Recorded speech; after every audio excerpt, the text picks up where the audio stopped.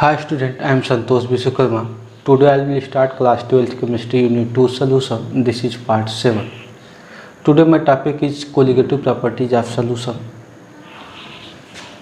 Colligative properties of solution हमने इसके previous video में यानी कि पार्ट 6 में हमने पढ़ लिया था कि colligative प्रॉपर्टीज़ क्या होती हैं और colligative प्रॉपर्टीज़ के टाइप कितने होते हैं।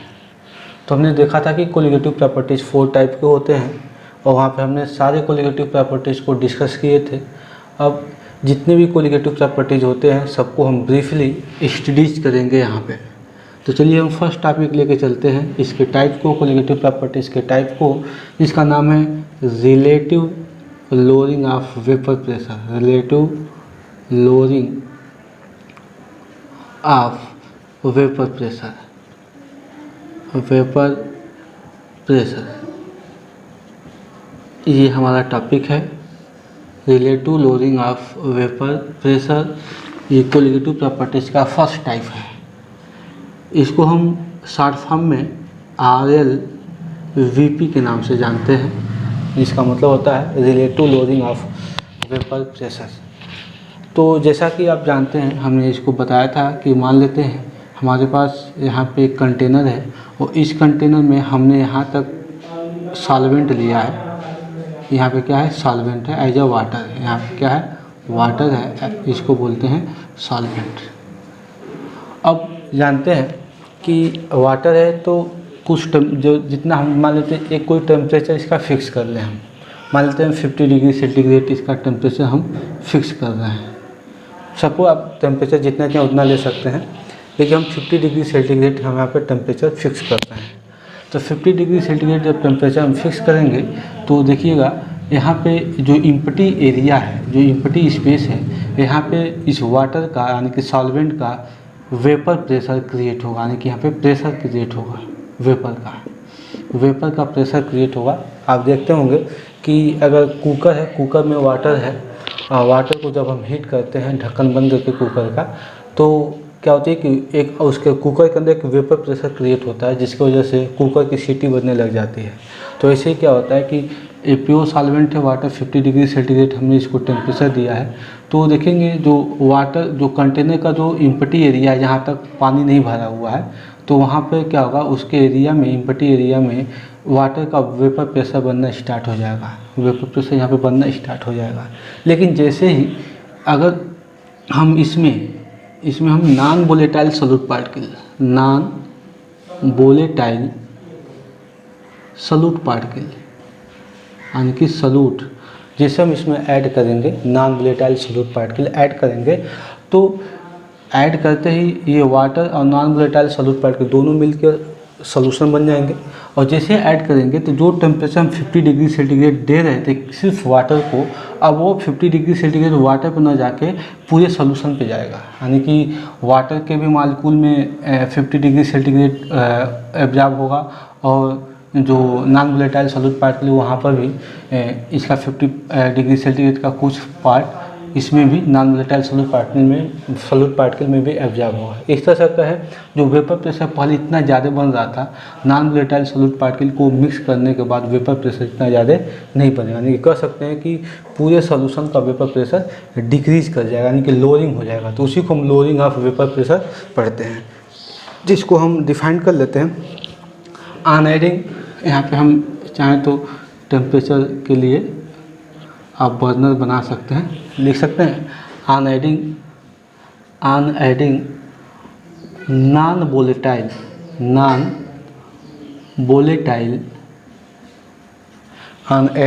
Volatile solute particle. और सॉल्यूट पार्टिकल क्या हो सकते हैं इसको हमने बता दिया था। ये हो सकते हैं आपके NaCl, ग्लूकोज, फ्रक्टोज, एसेट्रा, एसिटी। ये सब क्या होते हैं, नॉन वोलेटाइल सॉल्यूट पार्टिकल होते हैं। इसके अलावा और भी बहुत ज़्यादा होते हैं, तो इनका वेपर प्रेशर नहीं बनता है, इसलिए इसको नॉन वोलेटाइल सॉल्यूट पार्टिकल बोलते हैं। तो इसको हम डिफाइन कर सकते हैं on adding non volatile solute particle in solvent.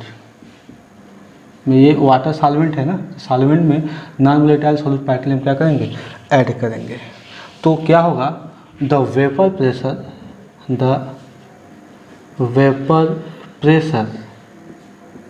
Pressure of solution, मतलब जब इसको सॉल्यूट को और सॉल्वेंट को मिलाएंगे तो सॉल्यूशन बनेगा, और इसका जो वेपर सॉल्यूशन का जो वेपर प्रेशर होगा वो क्या होगा, डिक्रीज हो जाएगा। The vapour pressure of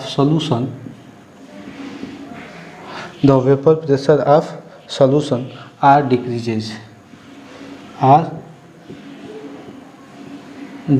decreases हो जाता है, ठीक है। दिस डिक्रीजमेंट, जो ये डिक्रीज हुआ है ना, तो इसी डिक्रीजमेंट को हम लोअरिंग ऑफ वेपर प्रेशर बोलते हैं। लिख सकते हैं, this decreasement are called lowering of vapour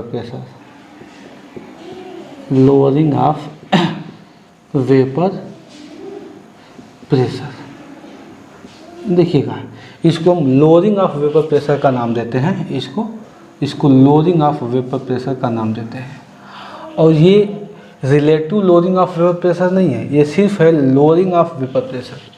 जब तक यहाँ पर हम रिलेटिव नहीं लगाएंगे ये कोलिगेटिव प्रॉपर्टीज नहीं होगा। तो हम लिख सकते हैं कि ये लोअरिंग वेपर प्रेशर ये कोलिगेटिव प्रॉपर्टीज नहीं होती है। तो लिख सकते हैं कि this lowering vapour pressure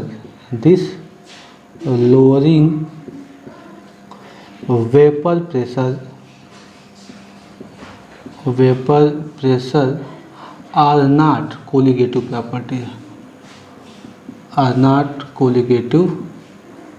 properties, यानी कि ये क्या होता है, कोलिगेटिव प्रॉपर्टीज नहीं होता है। तो कोलिगेटिव प्रॉपर्टीज़ कब होगा, बात ये आती है, तो कोलिगेटिव प्रॉपर्टीज़ कब होगा, जब वहाँ पर रिलेटिव लगाएंगे तब होगा। अब उसके नाम के आगे हम रिलेटिव लगाएंगे तब जाके ये कोलिगेटिव प्रॉपर्टीज़ होगा। बातें समझ में आ रही है। तो अब हम इसको डिराइव करते हैं कि इसका डिराइव करके इसको relative lowering of vapour pressure हम बनाएंगे। तो देखते हैं, अगर मान लेते हैं, देखिएगा, पहले तो हमने सॉल्वेंट लिया था, तो इस सॉल्वेंट का वेपर प्रेशर बन रहा था, तो लिख सकते हैं यहाँ पे लेट लिख सकते हैं कि vapour pressure of pure solvent, vapour pressure of pure solvent equal to P nought. हम vapour pressure of pure solvent को हम पी नॉट से रिप्रेजेंट करें। जहाँ भी नाट का वर्ड आ जाए, नाट यानी कि ये जो डिग्री देख रहे हैं ना, इस पे पी पे डिग्री, इसको नाट पढ़ते हैं। तो जहाँ पर भी नाट का वर्ड आ जाए तो इसको हम प्योर नाम दे देते हैं, यानी कि हम प्योर सॉल्वेंट के वेपर प्रेशर को, और वेपर प्रेशर पी मतलब प्रेशर होता है, तो आपका पी मतलब प्रेशर हो गया, प्योर सॉल्वेंट का तो हमने नाट लगा दिया। तो vapour pressure of pure solvent equal to P nought. अब इसके बाद जैसे हम नॉन वोलेटाइल सॉल्यूट पार्टिकल मिलाए हैं तो हमारा क्या बना है, सोल्यूशन बना है, वाटर के साथ मिक्स होकर क्या बना है, सोल्यूशन। तो हम वेपर प्रेशर हम सोल्यूशन का भी चेक करेंगे। तो वेपर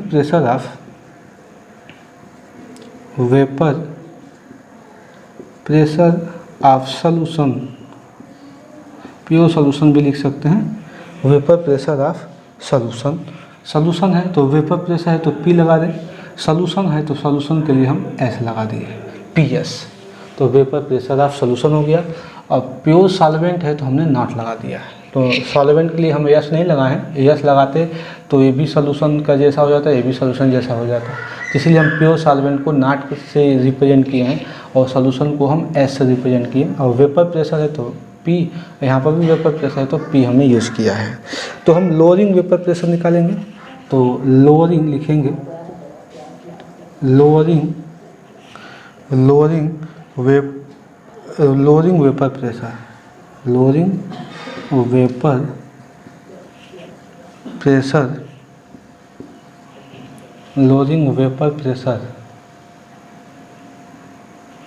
प्रेशर इक्वल टू हो जाएगा। हम क्या करते हैं कि पी नॉट में से पी एस को माइनस कर लेते हैं, P naught minus P S. तो ये हमारा हो जाता है लोअरिंग ऑफ वेपर प्रेशर, जहाँ तक कि आप यहाँ पे डिफाइन किए हैं। यही डिफिनीशन के लिए फार्मूला हमने तैयार कर लिया है, lowering of vapour pressure equal to P naught minus P S. ये होता है, यानी कि हम सॉल्वेंट में से सॉल्यूशन को क्या करते हैं, माइनस कर लेते हैं, तो ये हमारा लोअरिंग वेपर प्रेशर निकल के आ जाता है। तो अब हमको लोअरिंग वेपर प्रेशर हमको पता है कि ये कोलिगेटिव प्रॉपर्टीज़ नहीं है, तो हमको इसको कोलिगेटिव प्रॉपर्टीज़ में चेंज करना पड़ेगा। तो आप क्या करिए कि इसका शॉर्ट स्केल लीजिए, क्योंकि मेरे पास जगह नहीं है, और फिर इसको हम इरेज करके इसके ऊपर वाले पार्ट को, नीचे वाले पार्ट को ऊपर लिख रहे हैं। इसलिए आई होप आपका शॉर्ट स्क्रीन हो गया होगा। देखिए ऊपर हम इसको इरेज कर रहे हैं, ये देखिए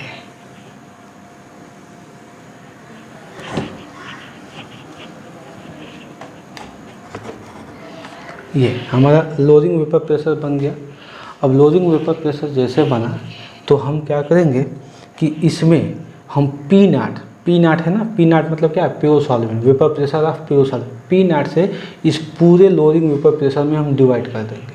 जब पी नाट से डिवाइड कर देंगे तो ये हमारा बन जाएगा relative lowering of vapour pressure. लिख सकते हैं इफ़ द एबोव रिलेशन, ये जो नीचे वाला, इसके नीचे ही तो हमको लिखना है, लेकिन हम इसको हम ऊपर लिख लेते हैं, यहाँ पे इसको भी ऊपर ही लिख लेते हैं क्योंकि इसकी हमको ज़रूरत पड़ेगी। तो लिख सकते हैं यहाँ पे लोअरिंग ऑफ वेपर प्रेशर या लोअरिंग वेपर प्रेशर लिख सकते हैं, लोअरिंग वेपर प्रेशर क्या निकाले थे, पी नाट माइनस पी एस, ये हमारा लोअरिंग वेपर प्रेशर निकल के तैयार हो जाता है। This is a lowering vapour pressure. तो हम क्या करेंगे, पूरे इस लोअरिंग वेपर प्रेशर में हम प्योर सॉल्वेंट मतलब पी नाट से, vapour pressure of pure solvent P nought से डिवाइड कर दें तो हमारा relative lowering of vapour pressure बन जाएगा। तो लिख सकते हैं if above relation is divided, relation is divided if divided by P naught, therefore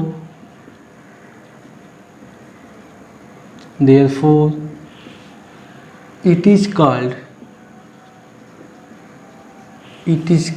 relative loading of vapor pressure, relative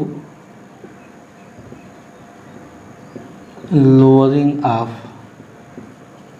vapor pressure, इसी को बोलेंगे relative lowering of vapour pressure. तो हम relative lowering of vapour pressure एक नया equation बना सकते हैं, तो लिख सकते हैं relative lowering of vapour pressure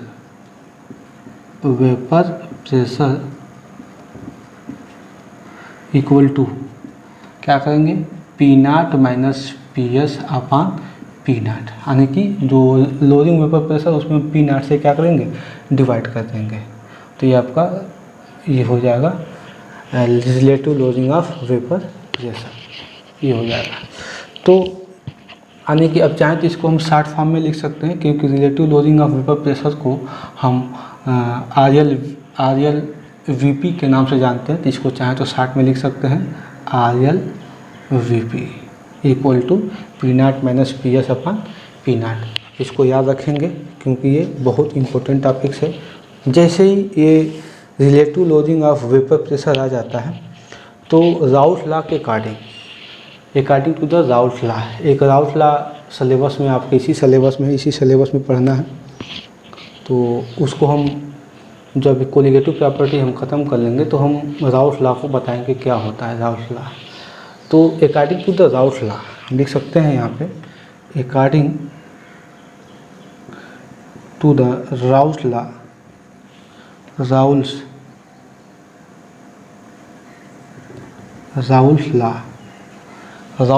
के अकॉर्डिंग टू द RAU होता है राउल्ट का,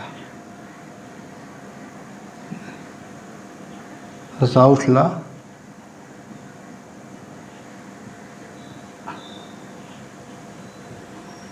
सही है, राउल्ट लॉ स्पेलिंग का मिस्टेक है, RAO होता है, अब याद नहीं आ रहा है, लेकिन राउल्ट लॉ आपको प्रोनाउंस हो रहा है, इसका प्रोनाउंसिएशन। चलिए इसको चेक ही कर लेते हैं। ये होता है RA होता है हाँ अब सही है, RAOULTS, Raoult law. According to the Raoult law के अकॉर्डिंग क्या होता है, relative lowering of vapour pressure is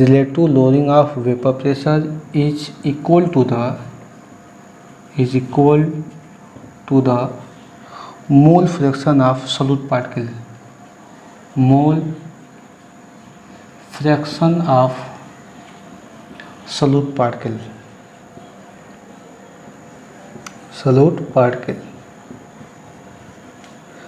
particle के मतलब रिलेटिव लोअरिंग वेपर प्रेशर क्या होती है कि मोल फ्रैक्शन ऑफ सॉल्यूट पार्टिकल के इक्वल होती है। तो इसी को बोलते हैं हम relative lowering of vapour pressure total.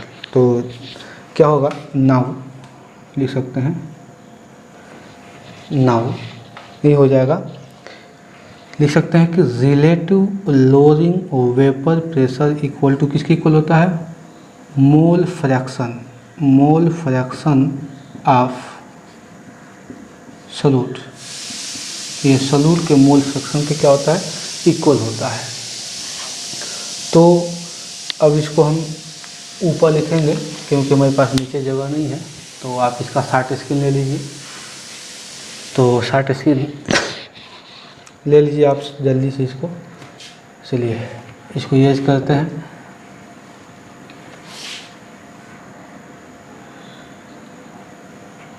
चलिए देखते हैं। तो आप जानते हैं कि relative lowering of vapour pressure किसके इक्वल होता है, मोल फ्रैक्शन ऑफ सॉल्यूट के इक्वल होता है। तो यहाँ पे मोल fraction of solute, mole fraction को हम चाई से डिनोट करते हैं, आपको पता होना चाहिए क्योंकि इसके पहले हम लोग इसको पढ़ चुके हैं। ये चाई है, एक्स के जैसा होता है, ये चाई है, चाई जैसा होना चाहिए।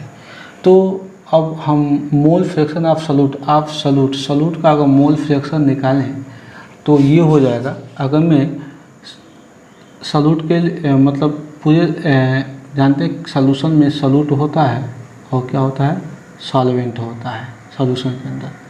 तो ये तो हम मोल ऑफ सॉल्यूट लेते हैं, मोल सॉल्यूट का भी लेते हैं और मोल क्या लेते हैं, सॉल्वेंट का भी लेते हैं। तो अगर हम मोल ऑफ सॉल्यूट को n से स्मॉल n से रिप्रेजेंट करूं और मोल ऑफ सॉल्वेंट को यहाँ पे कैपिटल N से रिप्रेजेंट कर सकता हूँ, ये हम कर सकते हैं। मोल ऑफ सॉल्यूट को स्मॉल n से और मोल ऑफ सॉल्वेंट को हम कैपिटल N से रिप्रेजेंट कर सकते हैं। तो आपको पता होना चाहिए, यहाँ पर हम इसको इरेज करके ही लिख लेते हैं तो सबसे बेटर होगा।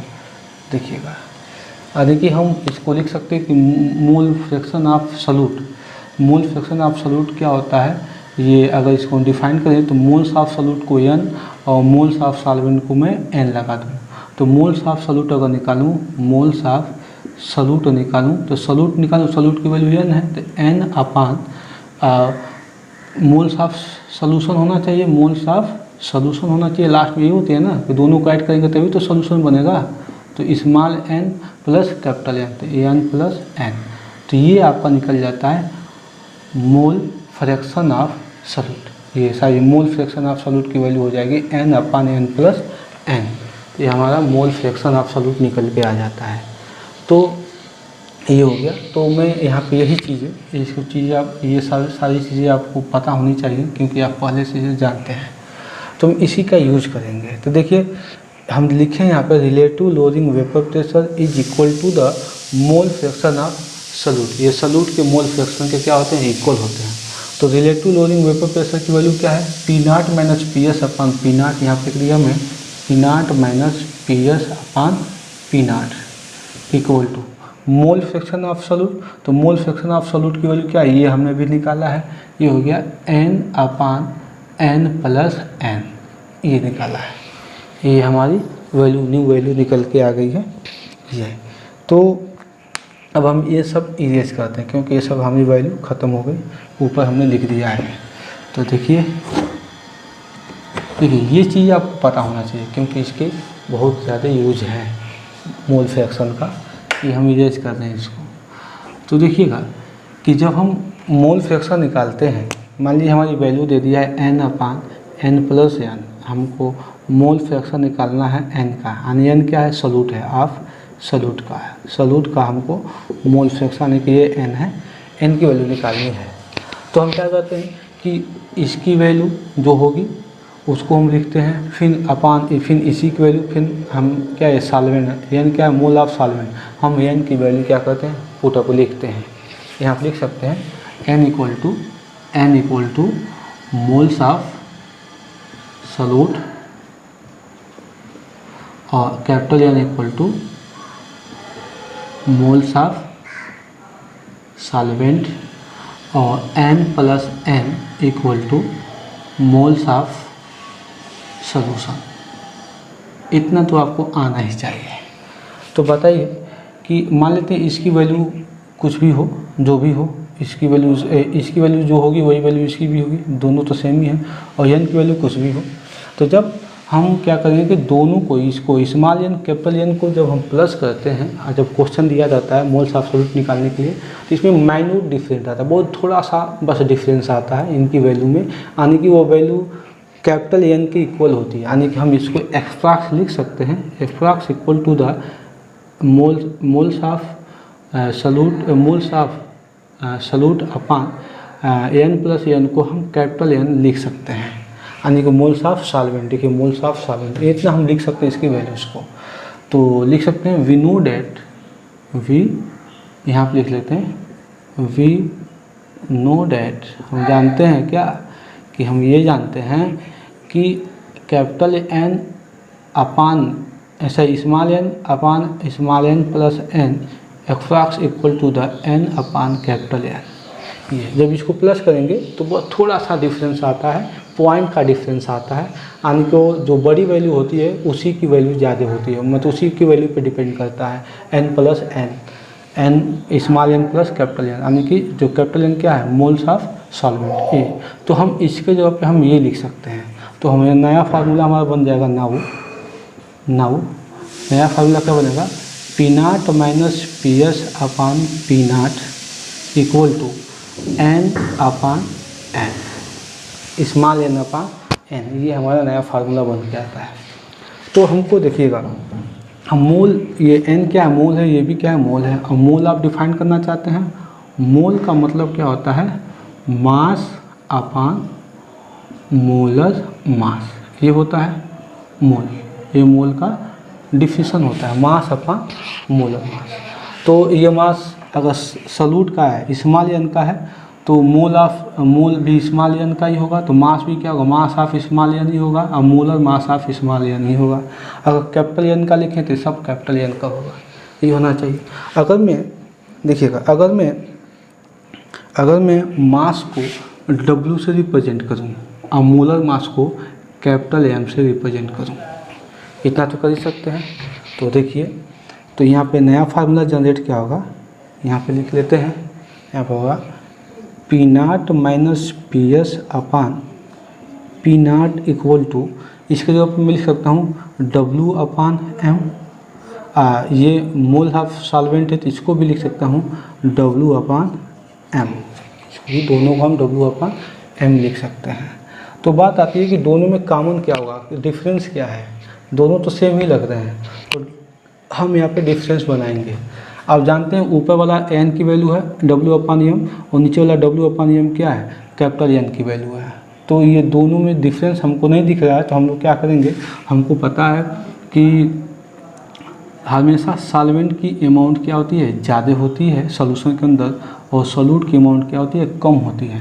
तो सॉल्वेंट की अगर अमाउंट ज़्यादा है तो उसको प्रायोरिटी 1 दीजिए, और सॉल्यूट की अमाउंट ज़्यादा है तो इसको प्रायोरिटी 2 दे दीजिए।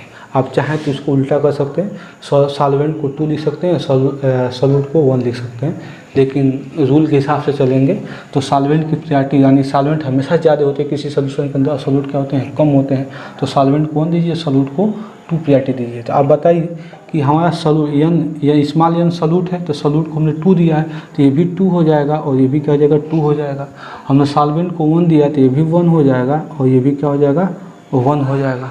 ये तो इस तरह से हमारा क्या होगा, यहाँ पर हम लिख लेते हैं, इस तरह से हमारा नया इक्वेशन क्या बनेगा, P naught minus P S upon P naught equal to, देखिएगा ये मल्टीप्लाई कर लेंगे तो ये नीचे वाला ऊपर जाकर मल्टीप्लाई हो जाएगा, और ये दोनों नीचे वाले क्या हो जाएंगे आपस में आके, दोनों बीच वाले आपस में आकर मल्टीप्लाई हो जाएंगे। तो ये हो जाएगा W2 इंटू M1 अपान M2 इंटू W1। ये हमारा जो फाइनल इक्वेशन बना, इसी इक्वेशन को हम बोलते हैं relative lowering of vapour pressure. इसी इक्वेशन से सारे के सारे प्रॉब्लम आपके सॉल्व होंगे। तो चलिए हम इसके साइड वाले को हटा लेते हैं, क्योंकि ये सब आप इसको मेंशन कर लेंगे अपनी कॉपी में, इसको हम हटा लेते हैं, इनका कोई ज़रूरत नहीं है। अब इसमें हम इसको डिफाइन कर लेते हैं कि क्या क्या है यहाँ पे। तो लिखेंगे वेयर देखिएगा, वेयर पी नाट क्या है, वेपर प्रेशर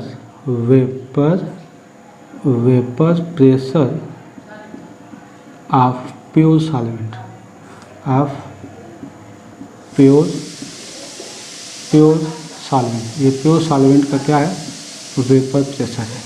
और पी एस क्या है, वेपर प्रेशर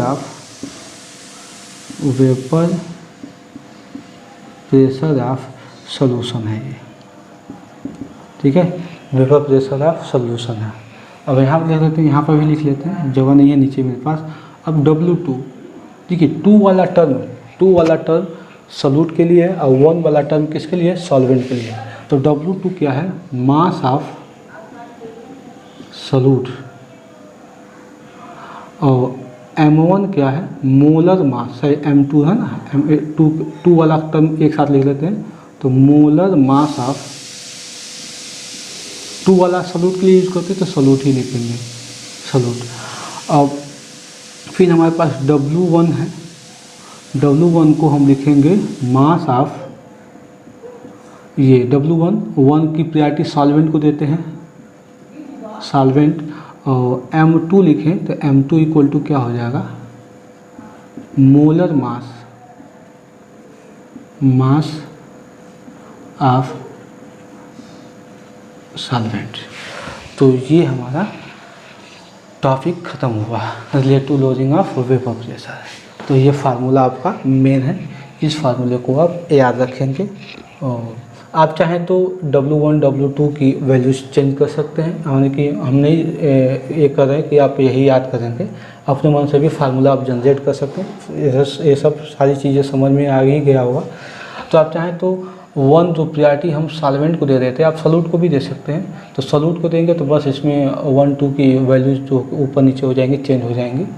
तो लेकिन आप यही वाली वैल्यू दीजिए, क्योंकि सॉल्वेंट हमेशा लार्ज अमाउंट में होती है तो उसको प्रायोरिटी 1 दीजिए, और सॉल्यूट हमेशा स्मॉल अमाउंट में होती है तो उनको प्रायोरिटी 2 दीजिए। तो आइए, अब ये हमारा टॉपिक आज का ख़त्म हुआ।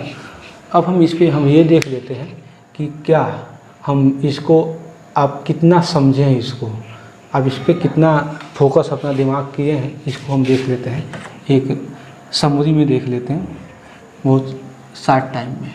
देखिएगा, सबसे पहले हमने क्या किया था, ये बताया था कि इसको रिवाइज करा रहा हूँ कि एक हमारे पास वाटर है, वाटर को मान लेते हैं 50 डिग्री सेंटीग्रेड पे इसको हीट कर रहे हैं, तो इसका वेपर प्रेशर यहाँ पे बनना स्टार्ट हो रहा है और इसको हमने ढक दिया है। तो वेपर प्रेशर जब बनेगा, ज़्यादा बनेगा, तो जो ऊपर का जो ढक्कन होगा, कवर होगा, वेपर क्या करेगा, प्रेशर क्रिएट करेगा, उस ढक्कन को हटा देगा, ठीक है जी। तो देखिए, अब प्योर वाटर था, सॉल्वेंट था, उसका वेपर प्रेशर बहुत ज़्यादा बना।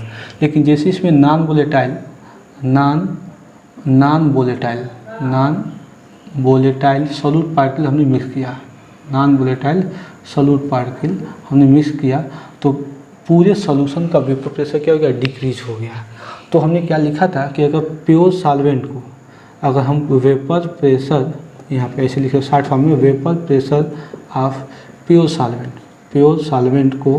सॉल्वेंट को हम P0 से रिप्रेजेंट करें, और vapour pressure of pure solution को अगर हम PS से डिनोट करें, तो हमारा लोअरिंग वेपर प्रेशर क्या हो जाएगा, लोअरिंग वेपर प्रेशर हो जाएगा P0 माइनस PS। जब हम P0 - PS को रिलेटिव लोअरिंग वेपर प्रेशर मतलब RLVP में चेंज करेंगे, तो हम P0 - PS अपान P0 कर लेंगे, यानी कि ये relative lowering of vapour pressure हो जाएगा। रिलेटिव लोडिंग ऑफ जो वेपर प्रेशर है, ये हम जब इसको क्या करेंगे, ये राउथ लॉ के अकॉर्डिंग ये मोल फ्रैक्शन के इक्वल होता है। मोल फ्रैक्शन क्या होता है, मोल फ्रैक्शन ऑफ सॉल्यूट के इक्वल होता है। तो रिलेटिव लोडिंग वेपर प्रेशर को पी नाट minus P S upon P nought हम लिख सकते हैं, इतना हम लिख सकते हैं। तो मोल फ्रैक्शन की वैल्यू हमने बताया था कि small N upon capital N लिख सकते हैं, ये बताया था इसको कैसे। अब स्मॉल एन को हम लिख सकते हैं डब्ल्यू अपॉन एम, इसको भी डब्ल्यू अपॉन एम लिख सकते हैं। तो डब्ल्यू अपॉन एम लिख सकते हैं दोनों को। तो हम जानते हैं कि एन की वैल्यू सॉल्यूट की प्रायोरिटी 2 देंगे तो ये सब 2 हो जाएगा, ये भी 2 हो जाएगा। और सॉल्वेंट की प्रायोरिटी 1 देंगे तो 1 हो जाएगा। तो इस तरह से हमारा सोल्यूशन बनेगा नया equation P naught minus P S upon P naught equal to W2 into M1 upon M1, ये हो जाएगा M2 इंटू W1। मतलब इसको ऊपर लेके जाइए, इसको यहाँ पे है, इसको यहाँ से, तो ये आपका इक्वेशन हो गया। तो यही चीज़ हमने समझाया था लैंग्वेज दे के। तो आई होप आपको समझ में आया। नेक्स्ट वीडियो में हम इससे एक क्वेश्चन देखेंगे और क्वेश्चन के बाद हम अगले टॉपिक पे, अगले कोलिगेटिव प्रॉपर्टीज़ पे चलेंगे। Thanks for watching my this video.